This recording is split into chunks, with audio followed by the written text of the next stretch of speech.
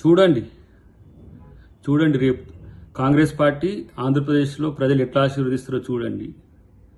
గతంలో మేము తెలంగాణ ఏర్పాటు చేయడం చాలా నష్టం జరిగిందని అనుకున్నారు. కానీ ఈరోజు విడిపోయిన తర్వాత మీ ప్రభుత్వాల వైఫల్యం వల్ల, గత ప్రభుత్వాల వైఫల్యం వల్ల ఆంధ్రప్రదేశ్ వెనుకబడిపోతున్న పరిస్థితి వచ్చింది. కానీ ప్రతిసారి విభజించడం వల్ల నష్టపోయినాం అంటే విభజించడం కాకపోతే మీరు ముఖ్యమంత్రి కదా మీ జగన్ గారు. ఇలా ఇంత పెద్ద పెద్ద ఆస్తులు పెరిగాయా? 4 లక్షల కోట్ల రూపాయల బడ్జెట్లు పెట్టుకుంటున్నారు ఒక్కొక్క స్టేట్.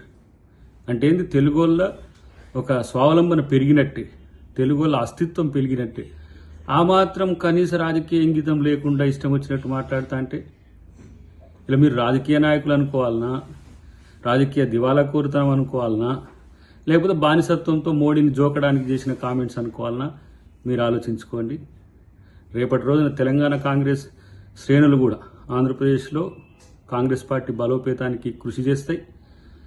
ఆంధ్రప్రదేశ్ ప్రజలకు కూడా మా విజ్ఞప్తి ఏంటంటే, రేపు కేంద్రంలో మేము అధికారంలోకి వస్తే డెఫినెట్గా ఆంధ్రప్రదేశ్ బాగు కూడా మేమే చూస్తాం.